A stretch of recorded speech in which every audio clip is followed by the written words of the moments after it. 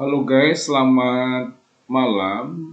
Di beberapa video sebelumnya kita sudah membahas beberapa hal terkait dengan limit ya. Ada beberapa soal juga yang kita bahas di sana, walaupun belum semua bentuk atau variasi-variasi soal limit kita bahas ya. Tapi beberapa sudah. Dan kemudian muncul pertanyaan, mengapa tidak menggunakan metode L'Hopital untuk menyelesaikan limit? Sebetulnya tidak dilarang menggunakan L'Hopital ya, dan itu cara yang sah dan lazim.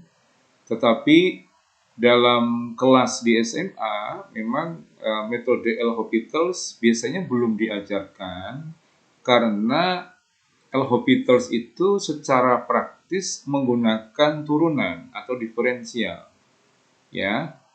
Dan sedangkan diferensial itu baru diajarkan setelah topik limit selesai diajarkan. Mengapa begitu? Karena konsep turunan itu menggunakan limit. Nah, oleh karena itu di video kali ini kita akan coba mengulik sedikit ya konsep turunan kaitannya dengan limit begitu ya. Yuk kita lihat langsung ya.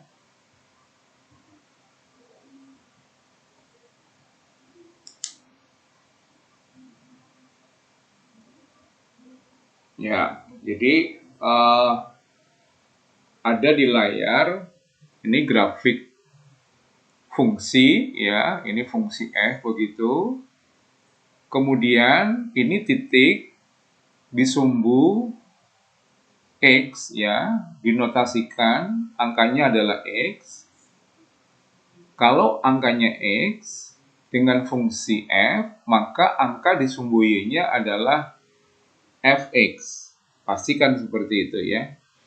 Nah, kemudian dari titik X ini dia bergerak menuju ke X plus delta X yang ini. Artinya dia bergerak sejauh delta X. Ini kan delta X berarti ya.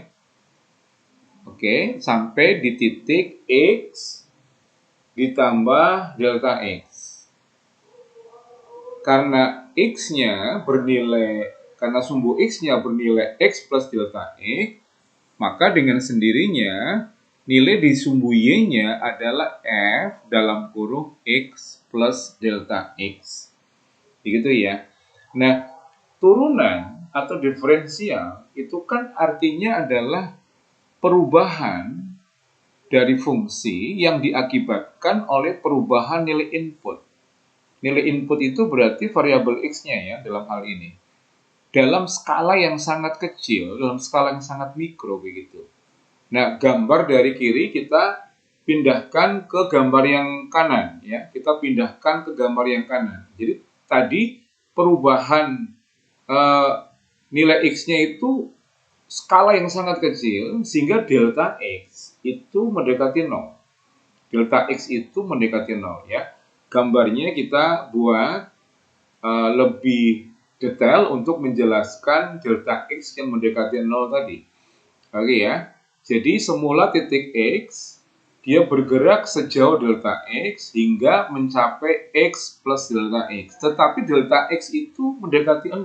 Sehingga seolah-olah nilai X itu hampir terlihat tidak bergerak. Tetap ada di tempat. Dan dia bergerak perlahan, sangat kecil. Dalam skala yang sangat mikro ya. Maka kemudian nilai di sumbu Y-nya ya yang semula adalah fx dia berubah menjadi f dalam kurung x plus delta x. Nah, perubahan untuk sumbu Y-nya itu kita inisialkan delta f ya. Sedangkan perubahan di sumbu X-nya adalah delta X. Dengan delta X itu nilainya mendekati 0. Nah, tadi pengertian dari turunan itu adalah perubahan. Nilai fungsi dalam hal ini adalah nilai f ya, perubahan nilai fungsi, nilai f ya, yang diakibatkan oleh perubahan nilai inputnya atau variabel X-nya. Tetapi untuk skala yang sangat mikro, untuk ukuran yang sangat kecil begitu, ya. Nah, karena delta X-nya itu sangat kecil mendekati 0, maka df per dx yang adalah pengertian dari turunan tadi itu menjadi limit kan. Ya, karena delta X-nya limit mendekati 0. Ya, limit mendekati 0. Delta X-nya mendekati 0. Maka F tadi yang F dalam kurung X plus delta X ini, ya, berarti ini adalah panjang dari titik 0,0 gitu ya, dari 0,0 di sini, ya, di sini, oke, sampai dengan di sini. Sedangkan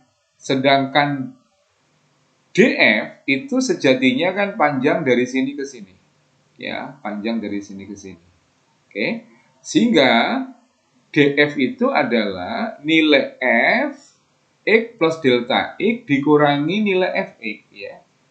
Jadi untuk mencari ini berarti nilai ini dikurangi nilai ini, begitu ya. Maka dihasilkan nilai ini.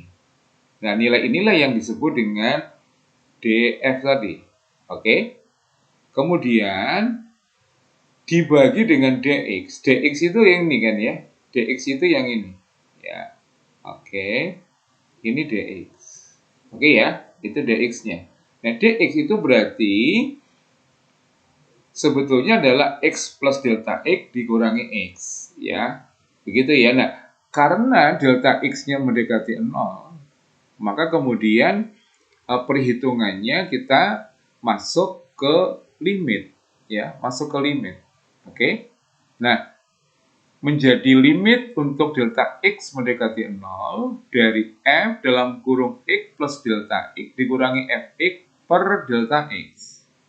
Ya, per delta X. Oke. Nah, F dalam kurung X plus delta X ini dikurangi Fx itu adalah delta F kan ya. Delta F ini. Ya. Dibagi delta X untuk delta X mendekati 0. Ya, jadi itulah pola berpikir mengapa konsep turunan itu melibatkan limit. Ya, jadi pola berpikirnya seperti itu. Ya, ya semoga bisa mengurangi rasa penasaran, gitu ya. Bisa mengurangi rasa penasaran. Nah, bagaimana nanti kita menggunakan konsep ini untuk menentukan nilai turunan, ya, untuk menentukan nilai turunan kita akan bahas di video selanjutnya. Oke, God bless you.